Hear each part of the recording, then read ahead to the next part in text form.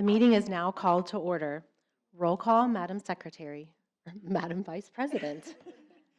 Thank you, Madam President.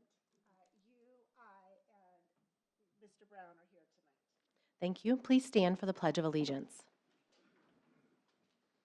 I pledge allegiance to the flag of the United States of America and to the republic for which it stands, one nation, under God, indivisible, with liberty and justice for all. Next on our agenda is the oath of office for our new board members, John Shapiro and Christina Wheeler. The Honorable Judge Andrew Block is present to administer the oath of office to both John and Chris. At this time, I would like to invite Judge Block, John, you and your family to the podium for the oath of office. Congratulations and welcome to the board, John.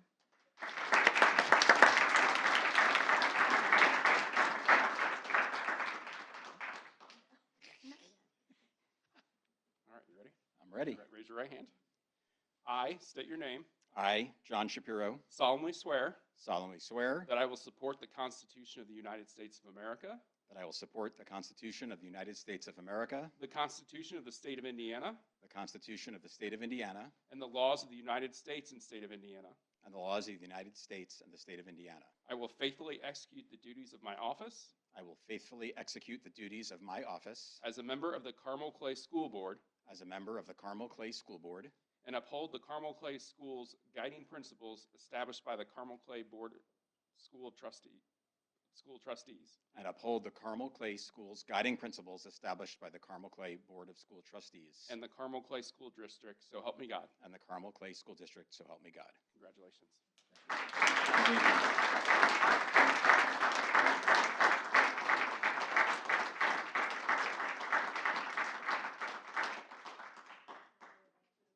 Now I would like to invite Chris and her family to the podium. Congratulations, and we welcome Chris to the board.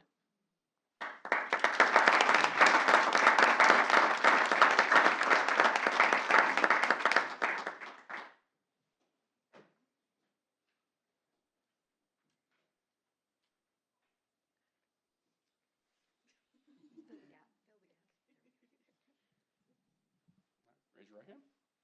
I state your name. I, Christina Kern-Wheeler, Solemnly swear solemnly swear that I will support the Constitution of the United States of America, that I will support the Constitution of the United States of America, the Constitution of the State of Indiana, the Constitution of the State of Indiana, and the laws of the United States and State of Indiana. and the laws of the United States and the State of Indiana. I will faithfully execute I will faithfully execute the duties of my office the duties of my office as a member of the Carmel Clay School Board as a member of the Carmel Clay School Board and uphold the Carmel Clay Schools guiding principles and uphold the Carmel Clay Schools guiding principles established by the Carmel Clay Board of School Trustees established by the Carmel Clay Board of School Trustees and the Carmel Clay School District, so help me God. and the Carmel Clay School District, so help me God. Congratulations.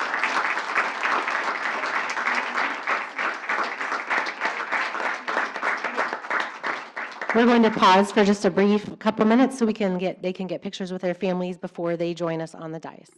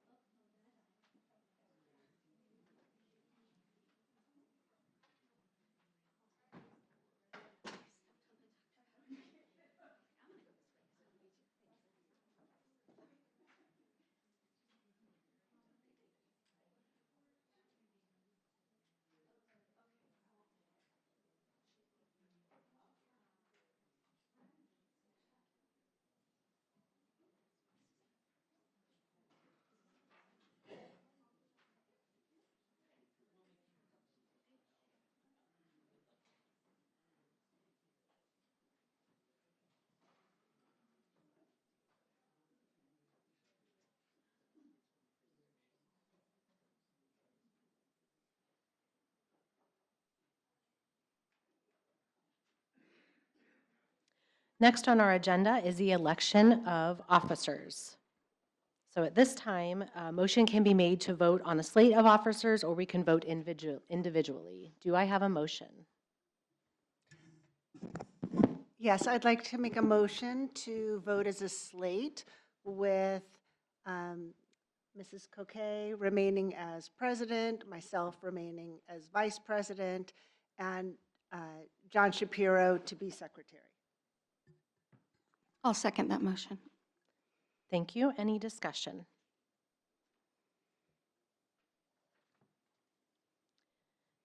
Seeing none, we will now take a vote.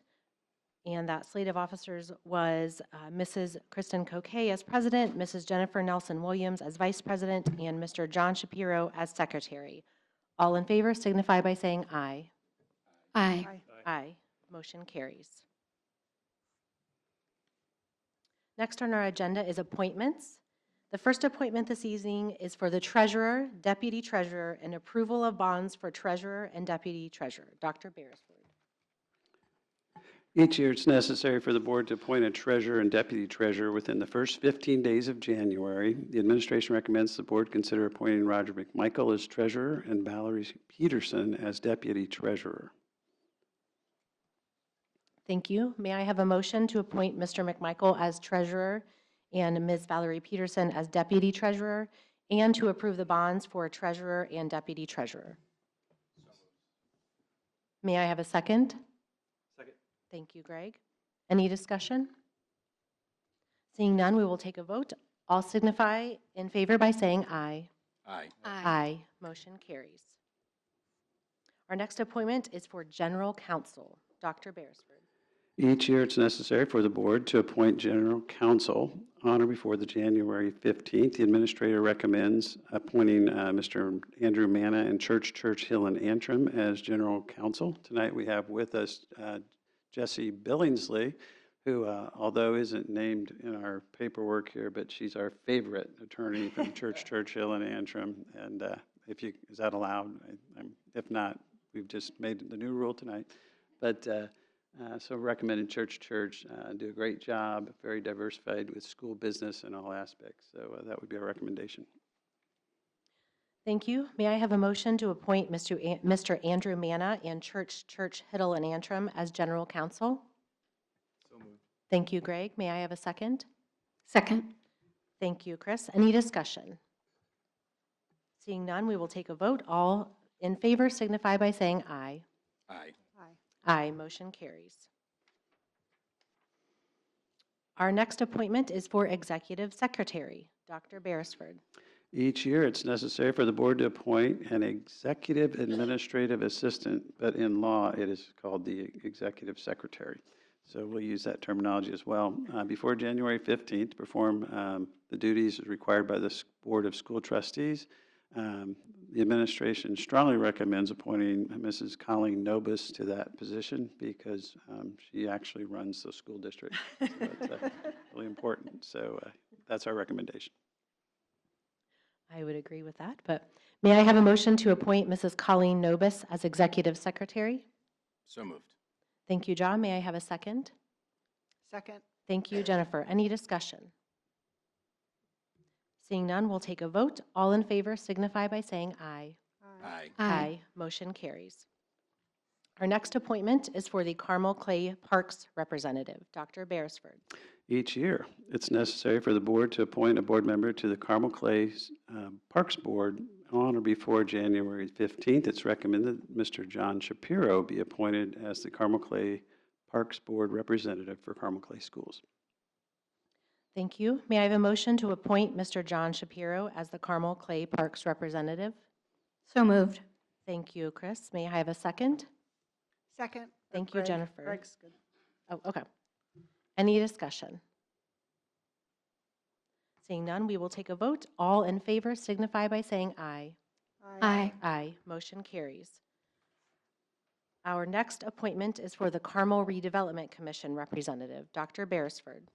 Each year, the board traditionally identifies a Carmel Redevelopment Commission representative during the organizational meeting on or before January 15th. It's recommended that the board appoint Mr. Greg Brown as the Carmel Redevelopment Commission representative. Thank you. May I have a motion to appoint Mr. Greg Brown as the Carmel Redevelopment Commission representative? So moved. Thank you, Jennifer. May I have a second? Second. Thank you, John. Any discussion? All right, seeing none, we will take a vote. All in favor signify by saying aye. Aye. Aye. Motion carries. Our next appointment is for the School Board Policy Liaisons. Dr. Beresford. Responsibilities of the school board include developing, evaluating, and adopting local policies to govern the schools and students. That's Indiana Code 2026-3-5. School board policy liaisons will serve as the primary contacts for the board members, administration, and legal counsel to recommend policy updates. It is recommended that Ms. Jennifer Nelson Williams, Ms. Christina Wheeler serve as the school board policy liaisons. Thank you. May I have a motion to appoint Ms. Jennifer Nelson Williams and Mrs. Christina Wheeler as the School Board Policy Liaisons? So moved. Thank you, John. May I have a second? Second. Thank you, Jennifer. Any discussion? Yeah, I have some discussion on there, and I'm not sure the procedure we might want to take here as far as like Robert's Rules of Orders. Because I'd like to make a different nomination, so I'm not sure, I have to coach us through that, Colleen.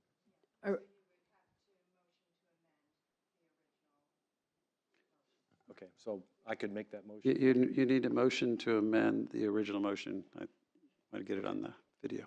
So I make a motion to amend that, and I'd like to nominate myself. And I'd like to give some reasons why I'm making that motion. I think we need, correct, after he motions, then I need to get a second. Correct? Yes, okay. So Greg's motion was to include himself as for consideration for the school board policy liaisons. Do I have a second? All right, seeing no second, that motion dies, and we go back to the first motion and the discussion for Ms. Jennifer Nelson Williams and Mrs. Christina Wheeler. Yeah, I have some comments along those lines. Traditionally, from what I've seen, this position has been one that we've had board members that have been in their position for some time to bring their experience in this policy role. And I've been on the board 2 years, and I would recommend that I do that because of my experience in classes. I've taken over a dozen classes, Indiana School Board Association classes, webinars. I've taken some Carmel classes, and have been involved in a lot of discussions with the community and on the board.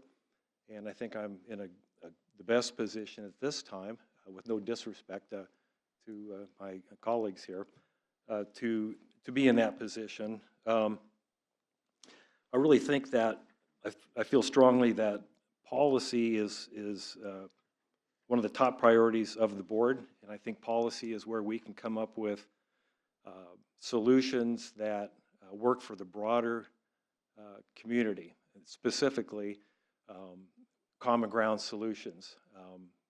We've had an example come up last August that we're still working on the board, and we had a vote, and we had more or less a split vote, 3-2, and it was a divisive, the way the policy was implemented, I felt was divisive. I proposed a motion to take a look at it and review it and see if we can do something that we would be able to come up with a technique where we could satisfy a greater majority of Carmel. That is, make more people satisfied. And I've spoken to a lot of people over the last 6 months about this on both sides of this particular policy.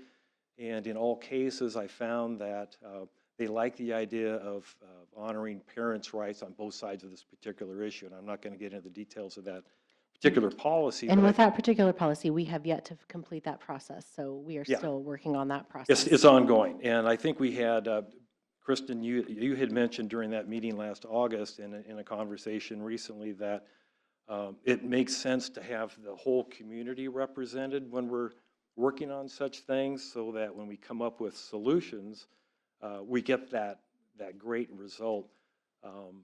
And I was the one that proposed what has been seen by people on all sides of the issue as a moderate common ground solution. And in this particular case, the previous board member who just retired had a similar view as I did on this particular issue, and you had made a comment that we brought really great balance to working that policy issue because we had kind of both sides of the issue represented. Well, that person's retired, and it's time to replace that person. Jennifer was on last year, and she's been being nominated to stay on here. So her view was the policy was fine as written. My view was we need to take a look at it. The board majority voted to take a look at that policy and see if we could make it work better for the greater community. And so we've been working on that. You guys have been working on it. And I have actually provided some help. The previous board member asked me to provide some ideas and do some work, so I did that for her. And I think we had good balance at that time. So I think if we go forward, we've got Mrs. Wheeler, who has spoken at 2 board meetings during public comments during this particular policy issue and made it clear that she felt the policy was fine as it stood. Similarly, Jennifer voted along the same lines to not look at the policy when the board majority voted to look at the policy. So now we're putting 2 people in the policy liaison position that have the same view. And I'm not criticizing the view. I'm just saying now we're not representing the community as broadly. I'm not sure why we'd want to do that, but I cannot support it. And I think we need to look for diversity, intellectual and diversity of thought on this board. I think we need to represent all of the community, and I think it will be unifying. I think it'll be constructive, and this is an opportunity to do that. And I just very disappointed if we don't take advantage of it. And I guess that's about all I got to say on it. And on average, Dr. Dudley, how many policies would you, if you had to give a guess, that we go through as a board? Because it's more than just, that singular policy, but how many policies, if you had to guess, would you say that we work through? In a year? Yes. It just depends on the legislature, the new policies there, and then also, this past year, we maybe 5 or 6. If we're revamping, like in years past, you revamped your bylaws, and so we went through quite a few. And there's a large variety of Right, policies. but Some are based on law, some are based on our. Correct. Yeah, okay.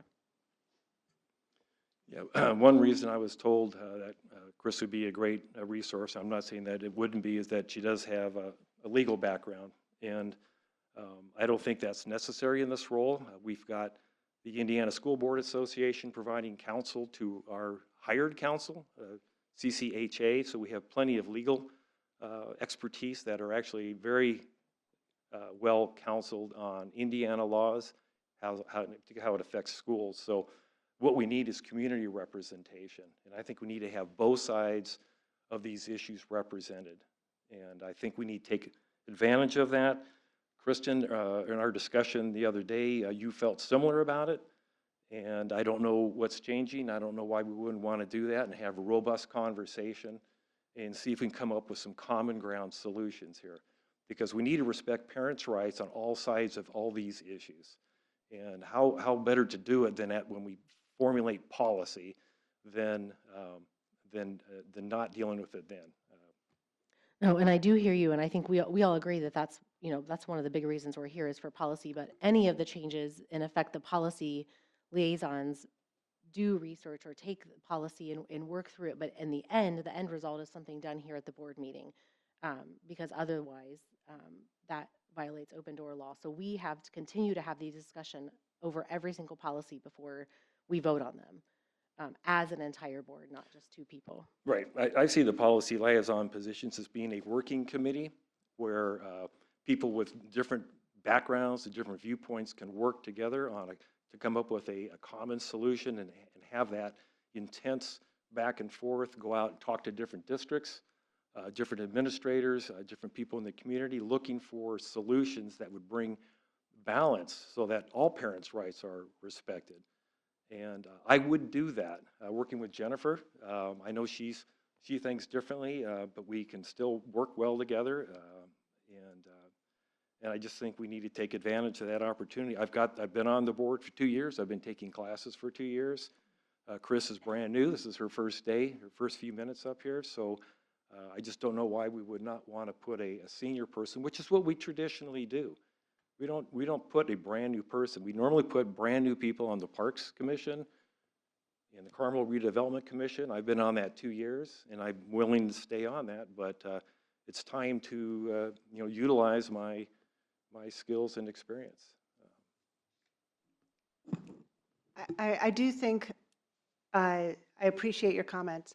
I do think it was very helpful when Mike Kirschner was on the policy liaison, as his law background was very helpful as we read through the language, making sure that they touched back to the laws as they were presented and the laws that each policy was referencing. So I did think that was very helpful. And I also believe that when Dr. Beresford and I sat in on a meeting for the, where were we? Excuse me. I think it was the webinar for policy. When we were when we were in San Diego. Oh, at And the it talked national. about, at the National School Board meeting, and they talked about how helpful it was to have new board members be part of the policy committee or liaisons, because it brought in a fresh perspective. So I do think there's precedence. I don't know that it's true that it's never the case, because we don't have great historical perspective here, but I certainly appreciate your comments. Well, I guess the way I was seeing it happening, if we would have the robust, time-consuming discussions and working committees, actions at the liaison level, working with our law firm, CCHA, working with the ISBA, and I've called them on a number of occasions with questions. So I've got relationships with those lawyers, and I've spoken to way over 1,000 community members, and many of those conversations were on this issue. And like I said earlier, every one of them liked the way I presented a common ground solution. So my vision for policy liaison, I see it as a working committee. They formulate proposed policy after the rigorous discussions and working activities. They bring it to the board for a vote. The board has a discussion the first month, and then it comes back. They maybe do some more rework, comes back for a vote.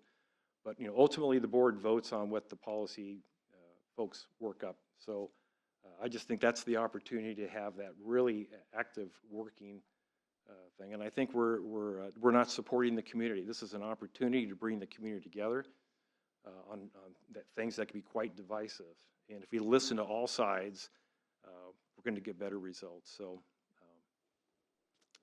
Thank you, everyone, for your comments. Do we have any further discussion? Yes, Madam Chair, I certainly would defer to the preference of the majority of the board on who is the policy liaison. I would also note that I write bills every General Assembly session. There are large parts of the Indiana Code and the Indiana Administrative Code that I have written. So I have lots of background, but it would always, of course, defer to the education law specialists at Church, Hill, and Antrim. I guess I appreciate Mr. Brown's perspective. I was very vocal, both as a parent and as a candidate, on my position about our current policy, but just as with that policy and all others, I would defer to the will of the majority, because as you noted, it's the majority that sets the policy. That said, I am not hearing that which Mr. Brown is presenting today.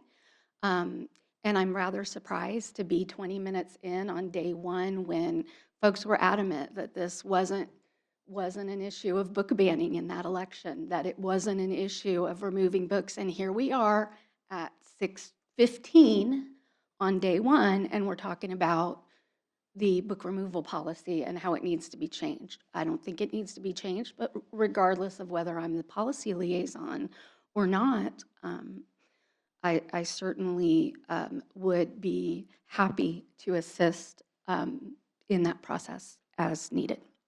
Thank you. Thank you. And specifically with that policy, again, that is something that per what we voted on at our meeting in August, we are still in the process of completing that process, the steps. Any further discussion? And if not, we will take a vote. All in favor signify by saying aye. Aye. Aye. Aye. Any opposed? Nay. Thank you, Greg. The next appointment is for the Carmel School Board, or for the School Board Carmel Education Foundation Liaison, Dr. Beresford. Each year, the board will appoint a board member or designee as the Carmel Education Foundation liaison on or before January 15th. It is recommended that the board appoint Mrs. Christina Wheeler to serve as the Carmel Education Foundation liaison. Thank you. May I have a motion to appoint Mrs. Christina Wheeler as the Carmel Education Foundation liaison? So moved. Thank you, Jennifer. May I have a second? Second. Thank you, John. Any discussion? We will now take a vote. All in favor signify by saying aye. Aye. Aye. Aye. Motion carries. Next, we have our related items to discuss this evening. Our related items include establishing the salaries of the board members. Dr. Beresford. Each year, the board traditionally establishes salaries of school board members during its organizational meeting on or before January 15th. It's recommended that the school board salaries remain at $2,000 per year per statute. And I would recommend that you don't figure that out by the hour because it's like less than $1. But I appreciate your service and what a bargain for the taxpayers. Thank you. May I have a motion to approve the established salary for each board member at $2,000 per statute? So moved. Thank you, John. May I have a second? Second. Thank you, Chris. Any discussion? Seeing none, we will take a vote. All in favor signify by saying aye. Aye. Aye. Motion carries. Typically, the next part of our meeting would be public comment. However, this evening, we do not have anyone signed up for public comment. So moving on, our next part of our agenda is consent. And tonight, the consent items include the personnel report, claims, payroll, and the authorization to sign agreements for alternative services and private residential school placements. As a reminder for people who are attending and watching, our consent agenda groups items together. That is the large business piece of our meetings, the things that we need to approve, and the reason why we are here. So we incorporate them and we put them together to streamline the approval process rather than talking through each individually. Do I have a motion to approve the consent items? Thank you, Greg. Do I have a second? Second. Thank you, John. Any discussion on consent items? Yeah, we've got one of our officer positions, our equity inclusion officer, that has decided to leave us, and would just like to know if there's been any thought given to if we're going to replace that role right now, or if we're going to delay it and do some other work. If Tom, maybe you could help us with that. Absolutely. Thank you, Mr. Brown, members of the board, Dr. Beresford. What we are doing with that position, since it's a mid-January resignation, we are going to go ahead and divide out job responsibilities at this time amongst other administrators. And then during this time, we are going to go ahead and review the position and the job responsibilities of the position.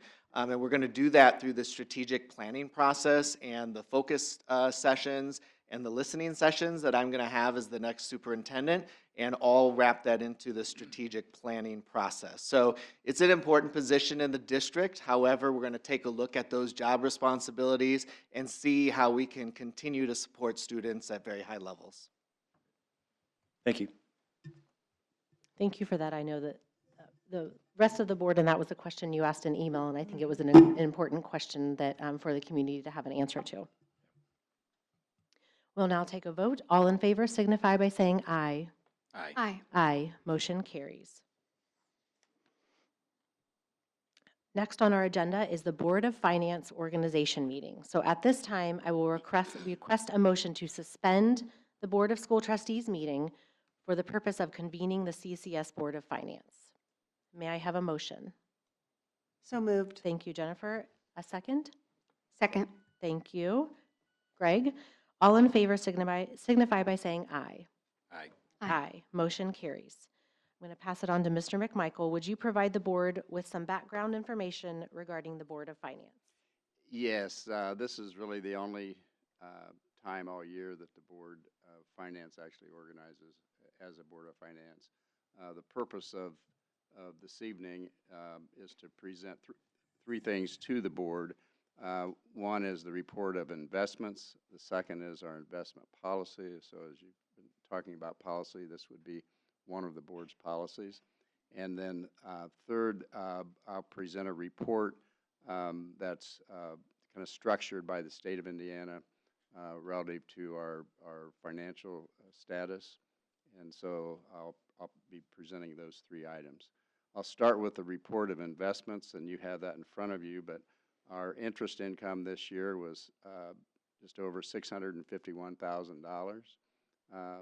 That has changed in 3 years. In 2022, excuse me, it was $22,000. So the interest rate then 3 years ago was 0.01. This year, the high, and the high this year was almost 5.1%. So that this is a kind of a plus, if you will, in terms of the current state of inflation and so forth. And so for the most part, that's been very challenging, but it certainly has increased the district's interest earnings. And so it's been years since, last year was actually 460,000, 68,000, I think. But prior to that, for a number of years, it was less than $100,000. And so, so these last 2 years have been meaningfully different and increased as compared to previous times.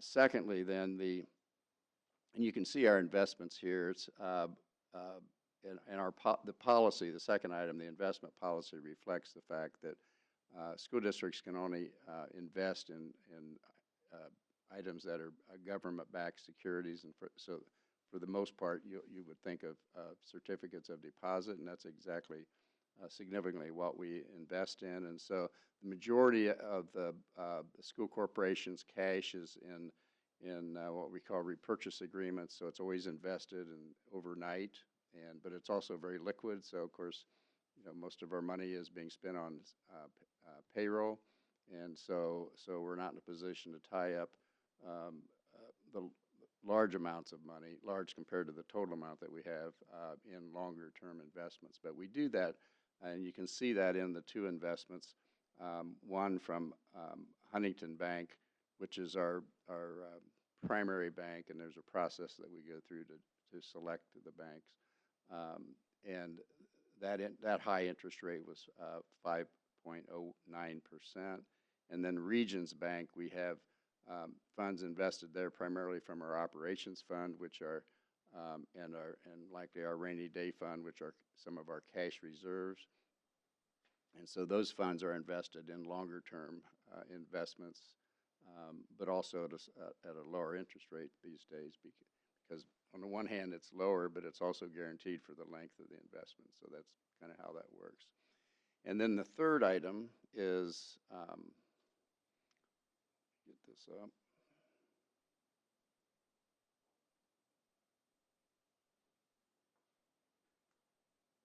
We're not showing it.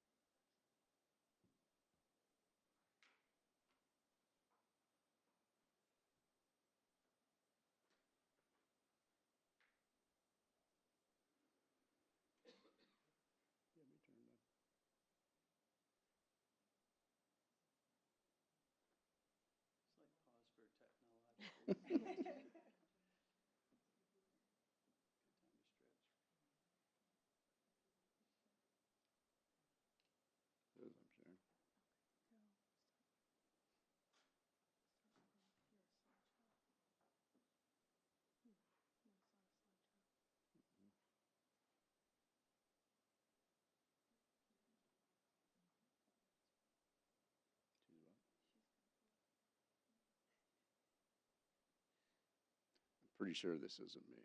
Couldn't be.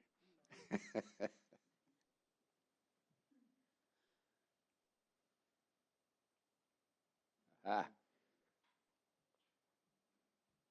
can see it there, but not here.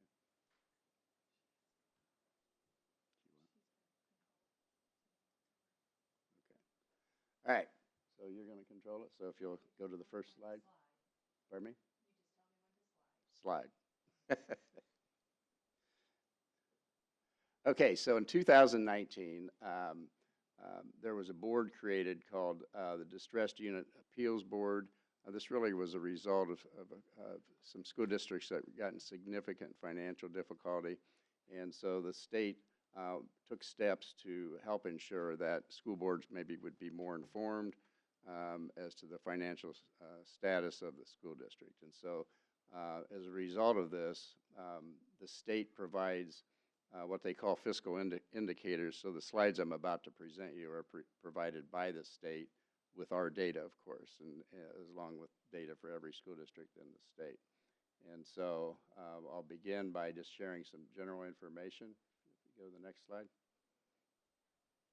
So, and our board's aware of this, but for the purpose of benefit of the public, you can see that our 23-24 fall enrollment was 15,981.9. You can see our assessed valuation here of 10.8 billion, and a population of just under 99,000 for the population. Going to the next slide. Here, you can see the percentage of free and reduced lunch, spatial education, and English language learners.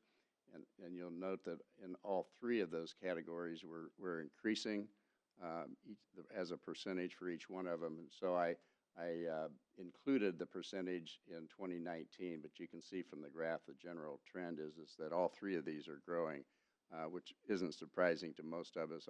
Over the years, our communities become more diverse,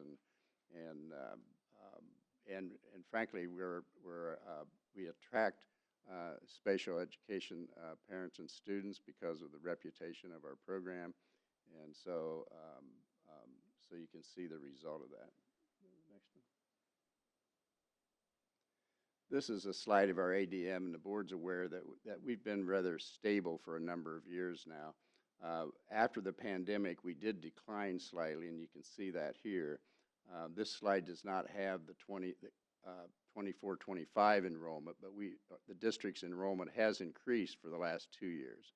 And you can see 23-24, where we started going back up a bit, and that has continued this year as well. So, and our recent demographics report would suggest that we will be somewhat level for the foreseeable future, which was that's been the indication for a number of years. But of course, you know, we had that updated. The demographer didn't anticipate a 100-year pandemic and the impact of that, as well as the impact of the significant change in the economy. And so the next slide, and the board's used to seeing this, but is a slide of our education/general fund, operating referendum, and the rainy day fund. And the education fund did replace the general fund in 2019, I believe. And so this is the fund balance in terms of dollars, and you can see there's a general trend to increase this. 2 or 3 years ago, we chose to increase our goal at least for a minimum cash balance from 8% to 12%.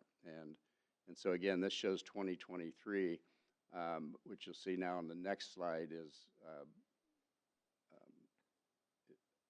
we go.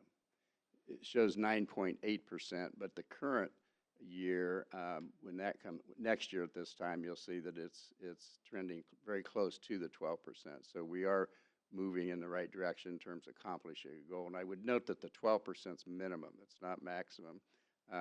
We haven't established a maximum, but I would emphasize that we would like the 12% to be a minimum, as was the 8%. But sometimes that's interpreted as just the goal rather than a minimum goal. Go to the next slide.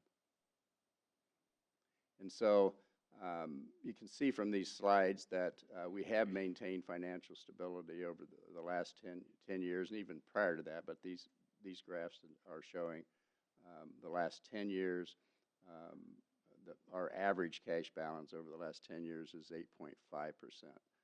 And as I noted, we have a district minimum goal now of 12%, which we are moving in that direction. So that concludes my report. Thank you very much, Mr. McMichael. Our first action as the Board of Finance is to appoint a president and secretary. The administration is recommending the president and secretary of the school board also serve as president and secretary of the Board of Finance. May I have a motion for those to have the president and the secretary of the school board also serve as president and secretary of the Board of Finance? Thank you, Greg. May I have a second? Second. Thank you, Jennifer. Any discussion? Seeing none, we'll take a vote. All in favor signify by saying aye. Aye. Aye. Aye, motion carries. And then, Mr. McMichael, you've presented everything to us this evening, so we appreciate your report. And do we have any other questions regarding the reports? All right, thank you. And there is no other business this evening for the Board of Finance, so I just need a motion to adjourn the Board of Finance meeting. So moved. Thank you, Greg. May I have a second? Second. Thank you, John. All in favor signify by saying aye. Aye. Aye. Motion carries. So then at this time, we will reconvene the meeting of the Carmel Clay School Board, or Board of School Trustees.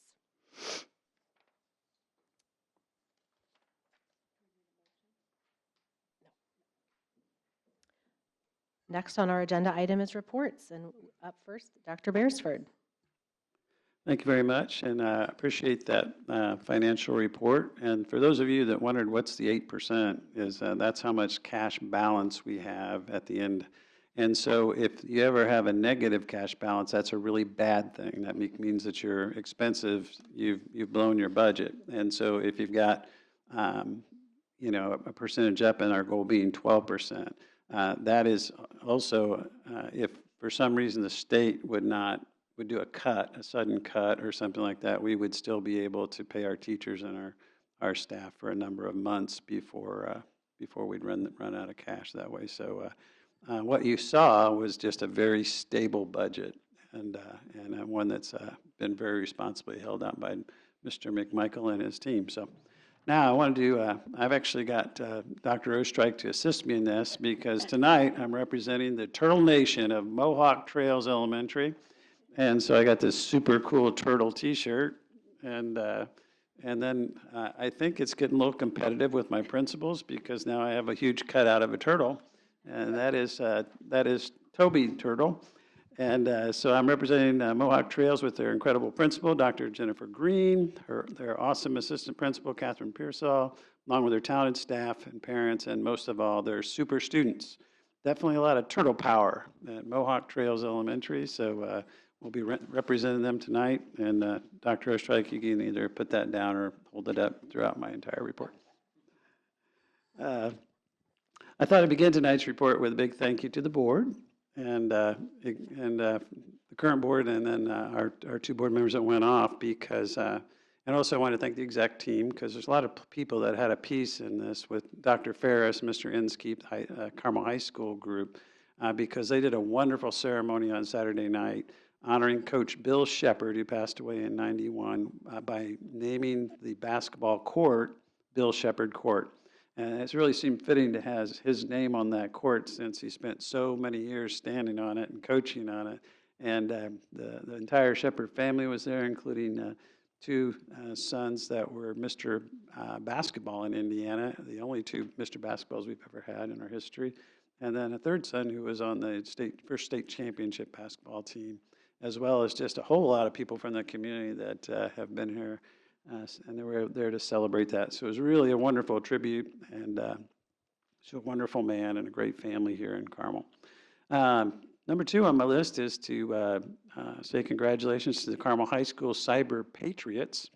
They won the state. They actually dominated the state this last weekend, and now they're heading, or last week, and they're heading for regionals.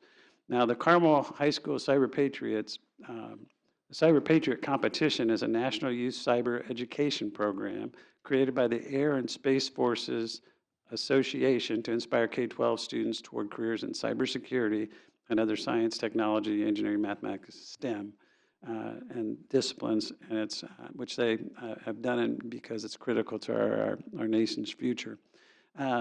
What they do is they do simulations of cyber attacks and that sort of thing, and then our high school kids have to do these and determine what a threat is and what to do with those threats, and it just showcases a lot of brilliance on our kids' part to be able to do that. So there'll probably be people looking to hire them right away, but congratulations to them. And then if they make it to the regionals, then they'll go to nationals, where they did quite well last year at the national level. This was kind of a fun story I saw. I received a post from the Carmel Clay History Museum, and 4 former Greyhounds were making their own little bit of history this past weekend. So Nashish Banjaretti, who is the class of 2022, played in the semifinals of the ASB Classic Professional Tennis Tournament in Auckland, New Zealand. So one of our graduates was this will be our second professional tennis player, and then we were Dr. Ostrike is a tennis guy, and so is Mr. Shapiro. So they were up at 2 in the morning watching him in the Australian Open this morning too. So congratulations to him. Just a few hours after that, Grant Hutton, the class of 2013, took the ice with the New York Islanders professional hockey team. And then Saturday night, Carly Scott, class of 2015, took the court with the Ignite Pro Volleyball team, the first pro volleyball team here in Indiana, over in the Fishers Event Center. And she led Carmel High School to state championship in 2014. And then finally, to round out the day, Rachel Johnson on Sunday, Rachel was class of 2009, took the pitch on Sunday for the Exeter Chiefs women's rugby team as they continue to dominate England's Premiership Professional Women's Rugby League. So wow, you know, the Hounds are going pro all over the world. So very impressive, and congratulations to them. Still in the world of sports, we had 2 Greyhound girls wrestlers qualify for state this past weekend, Grace Sharp and Daniela Zaret Ramirez, and they will be competing in the first ever IHSAA-sponsored state finals this Friday, and that's going to be held at the fairgrounds. So congratulations to those 2 ladies, and go Hounds. Public service announcement, kindergarten registration is now open. So all you out there with either a 5-year-old or going to turn 5, you can start getting signed up for kindergarten now. Our bell ringer for today is we just finished last week School Board Appreciation Week. And so my bell ringer is a big thank you to our school board members, both current and past, for your dedication, your support, leadership, and in making Carmel Clay Schools a special place for kids to learn and grow, and really a place where students are known and loved, appropriately challenged, and learn the character skills necessary to be successful now and on into the future. We appreciate your partnership with the parents in our community through the good days and also through the tough days and all the in-betweens. And I especially appreciate your focus on the CCS guiding principles, especially number 1, in always keeping our students at the center of every decision. For those of you who are wondering, we are showering our board members with gifts tonight, which includes a Carmel Clay School journal, so you guys can write down all the stuff that goes on in your boardship. And then you're also going to get a Nothing Bundt Cakes mini bundt cake, which I think they call buntlets. I think you're getting buntlets, and so you're getting some serious sugar there. You're getting flowers and plants from Clay Middle School. You have a QR in your envelope, that QR code where you do the picture on that, get to the link, and you will see a video thanking you from Carmel Elementary School students. And then probably the most special gift, you're going to get a envelope full of thank you notes from students all over the district. And that's always the best one, because kids have a funny way of saying things. And so it's a lot of fun. And then, of course, there is one little gift from myself and Jim Dandy, and I hope you enjoy that as well. So that concludes my report for this evening, and thank you so much for your service to Carmel Clay Schools and our community here in Carmel. Thank you. Thank you, and I would concur, for the new board members, the notes are the best part from all the students. It's really, really cool.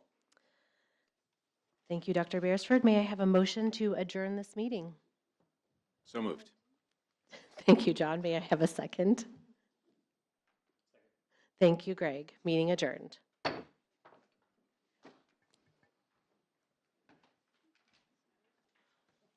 won? 6:54.